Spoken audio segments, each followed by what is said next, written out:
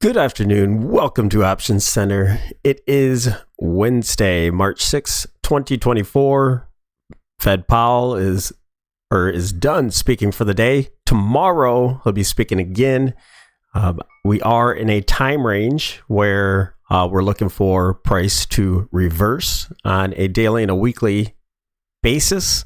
So today we're going to go through SPY, QQQ, IWM, DIA, VIX, SMH, and NVDA. We're going to cover those quickly on the daily time frame, and then we're going to go underneath the hood and look in the 65, see if we can learn a little bit more what's going on. So right here, right now, if you're new, go to that bottom right-hand corner, hit that Options Center logo, and subscribe. Don't forget to like the video. Thank you for all the support in growing this channel. Let's dive into it. We have SPY on the daily time frame. You have this large wedge into wedge into wedge. This is the price action's getting really toppy, really tight. So what I want to show on the daily time frame is not only did we hit all this confluence from a channel, from a wedge top, another wedge top, reverse, we got a reversal signal. We're back testing, trying to close the gap. I'm not sure that we actually closed it to the penny, but we're getting a rejection off of that at this point. Can put on some Bollinger Bands. It'll show you pretty much the same thing, riding up the top of the Bollinger Band. Got that reversal right at the top here with a overbought RSI, which is a sell signal in itself. I'm not going to go through all of these on the Bollinger Band, but that's what I want to show you. And you'll see what's happening when I go to each chart here. And then at the end, I'll reiterate what our pathway, because if you're new, you don't know what our projection is. And I want to show you that what our long-term pathway is on SPY. When we you know what, I'll do it right now to get it out of the way. I'll be quick with it.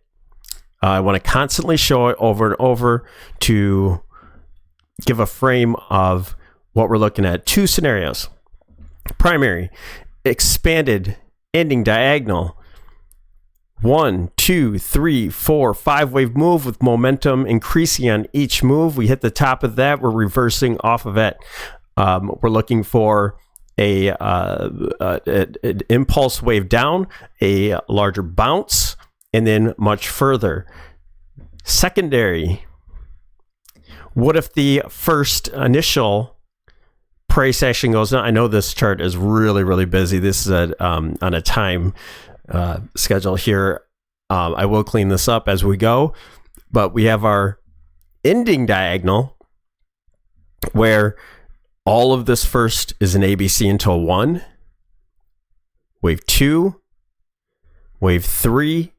We're looking for that impulse wave down. Now it's going to be a corrective wave. I know I just said impulse, but it, just like this, we thought this was a 5-wave move down, even though they were crossing.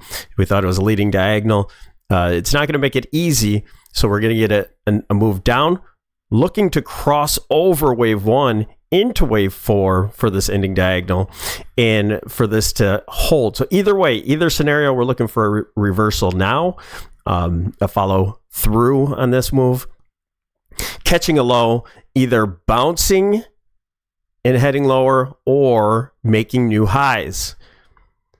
All right, so that's the situation. We won't know until we get our bottom, and then we'll have to see what our situation is on the bounce.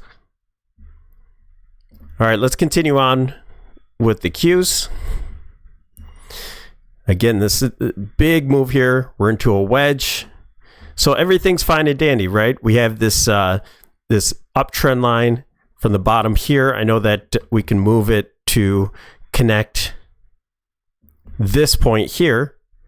And yes, we broke down from that situation. And now we have to work on this next, I'll call it pivot, because we only have 2 touches here. But we're still above it. No problem here. And no situation at hand. We have an inside day. Let's move on. IWM. In a wedge in itself, we are above these points here, but price action isn't giving us an impulse, a breakout. It's really, really choppy going into a smaller wedge here. So, I can't quite comprehend that this is going to be the breakout. I thought if we got above these channels here, this huge channel that we've been, the price would just ignite to the upside. It's not doing that. That's bearish, in my opinion. We still have room to go up to this resistance here. Otherwise, we're just in this mess from previous price action. DIA. DIA, we have this wedge broke down, back test. That's pretty obvious what's happening there. Head to the VIX. The VIX price action, very bullish right now. We have this consolidation area, back testing it after a huge move, and now moving back out of it. I do think we have our top in and our bottom in here. This is going to break out. Price action's getting really tight. This is going to start expanding out more. Okay, and I'm going through this so quick because this is a repeat constantly, but I know that new people are joining the channel. And so if you want to look back at more detailed situations, well, you can feel free to look back at some of those past videos there. So let's go to the SMH and then we'll check out NVIDIA and then we'll go through all these on the 65. And there's a reason why I'm doing this. Okay, so we have the SMH expanding wedge. I know it looks like a channel, but it's actually expanding. We're at the top of that. We're rejecting off of the top. We rejected once, got a nice pullback, and now retesting a little bit higher on that wedge. Do you see what I'm getting at? NVIDIA. NVIDIA is a beast of its own. Massive move out of this channel. Continue on and starting to form a smaller wedge up here. We're not quite to the top. You can draw this a couple different ways, but just kind of peaking up here, has some room to run. Maybe we go to 900, 910. So be it. I will continue. I put on a short position today, and I'll continue to short NVIDIA coming up here with, we get a lot of things happening. Let's look at the Bollinger Bands. Just surpassing the Bollinger Bands with a negative divergence in the RSI. That's a setup right there. That's what we're looking at. We have the balance of power. We have all this nice green. And then now with this wedge forming, we're in the red. Negative divergence. Not good for NVIDIA. I don't know how long it's going to last, but I have a feeling not very long. Seeing how SMH is at a top, the market is topping. NVIDIA can only hold on by itself for so long before order flow takes over. And let's go to the 65 and we'll wind backwards. So this is what we have on the 65 minute. I'll go up close here. This is the wedge. It's actually a really small wedge within a wedge. So we have this price action here, and we're obeying this top trend line here. So you have the top, and just kind of riding along. And to me, that says it's just waiting for other things to reverse. We're not breaking out from here. If we do, we have room to run. Okay. NVIDIA has room to run if we do get there, but this, other than this, is a wedge. It's still bullish, but we're having a little trouble. Had a nice reversal off of it, but just still fighting the top of it, riding the top. With divergences going on everywhere. We have a 9 signal on the weekly. We have a lot of things happening. So let's roll backwards. SMH. On the 65 with a wedge going right into the top of the expanding wedge. So on the lower time frame, again, rejecting off of there, just kind of holding in this happy place where the options expected move is. I do expect this to continue. Even if we go up and test a little higher, we're looking at the end of this wedge happening. We have a nice 1, 2, 3, 4, 5 wave move into the top. A huge, just a beautiful setup. VIX on the 65. massive wedge. We're basically just filling out a wedge, hit the bottom again, and moving on up. We have this falling wedge here right into support around that 13 area, and also this trend line as well. So looks like we had an impulse move. Let's see if this continues or if it has to close the gap. If we start seeing VIX fading quite a bit, then I imagine that something else is happening in the market and we continue to move to the upside overall. But it looks pretty perky right now. It looks like it wants to move higher, making higher highs and higher lows. DIA.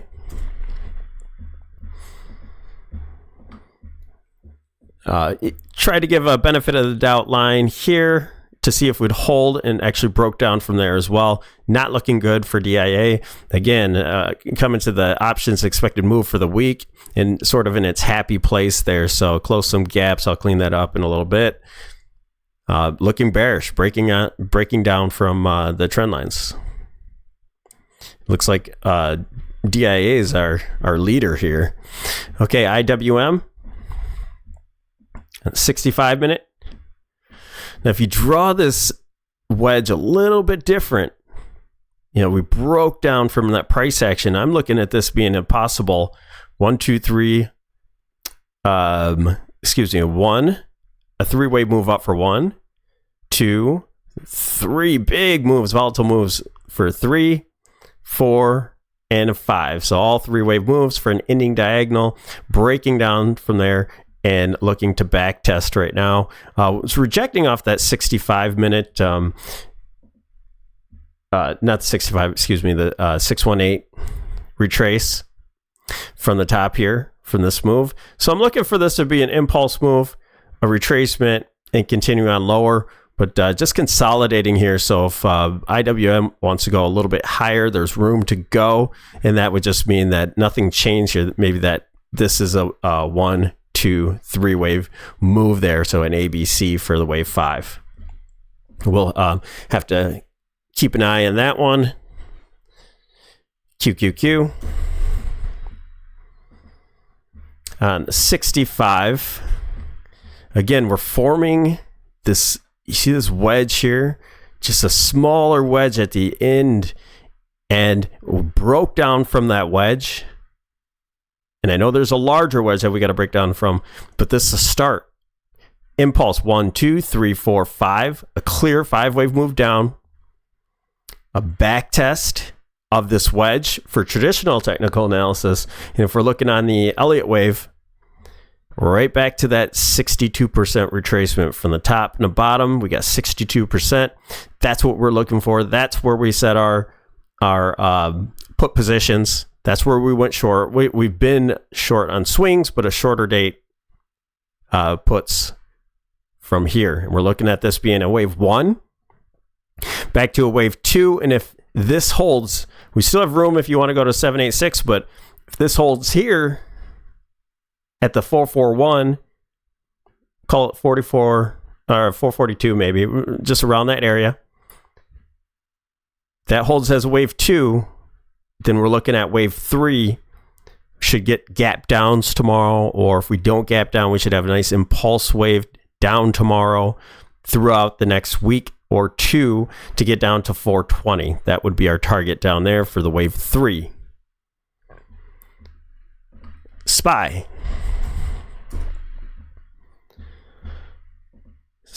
65 minute. I got lots of busy charts here. I'm drawing channels and wedges and all sorts of stuff. So this is going to be the same trend line as a wedge. So that's what we have to break down from. Had this trend line, this faster paced trend line here, that was the important part, that we're considering a wedge bottom on the shorter term, broke down from it, back tested almost all the way up to the 786% retracement. But again, just back testing the wedge. That's the theme. That's what we're getting on the 65 minute chart. Didn't quite close that gap yet. Few pennies. We go to the Elliot wave. I know there's a lot of price action here, but I look on this at smaller time frames. So again, we have the impulse wave 1, wave 2 back to almost a 786. We have rejection And wave 3 should be targeted around the 497 area. Now, here's the caveat. If we want to gap off overnight, if price action wants to go a little bit higher, it appears as if SPY is just a little bit stronger. Okay, so I have this time frame here where we had our top. All right, this is all the same day on the 5th. We had our top yesterday, day before, on Monday, excuse me. The 5th. We reversed, got our impulse wave down. We're back testing. Now, because we have this Friday through Monday cluster as well of time, maybe SPY inches its way back up overnight or so, or at the end of the day, gets a new high with Powell or something like that. But the Qs do not and diverge because the Qs are a little bit weaker at this point. This is a secondary scenario. This is if price action for SPY wants to go a little bit higher and IWM ends up going a little bit higher, like I talked about just a little bit ago. I think the top's in, but if this happens, then maybe we make our top in this cluster here for SPY, but QQQ would make a lower high. All right, very similar to this. Very similar to this price action right here that happened on Friday into Monday. Watch this. Now, it'd just be on a larger scale. Right here. Okay? Right there. That's Friday, lower high into Monday. All right, that can happen on just a little bit higher time frame on the daily time frame, to where if price action somehow gets past the 786, holds on to the 786, then I think we're going higher into this time cluster here. That's why I have all these clusters here. I'll start getting rid of them as we go. I want to leave these on here for you to see that that's where we got our reversal from. So price action starts to go a little bit higher. Notice it looks like we only have three waves in here. This would be the high for Qs, but we have the highs in SPY. So maybe SPY, that's a 3-wave move and it goes a little higher to eke out a new high. We'll check it out. We'll have to see what price action does going into the end of the day and into SPY Powell tomorrow. SPY Powell. Add that together. Yeah, he basically is a market, right? So that's what I have for you. I hope this helps. I know this gets busy. If you have any questions, throw it in the comment area. Thanks for liking the video. And thanks for joining us here at Options Center. Have a wonderful day. We'll talk to you tomorrow.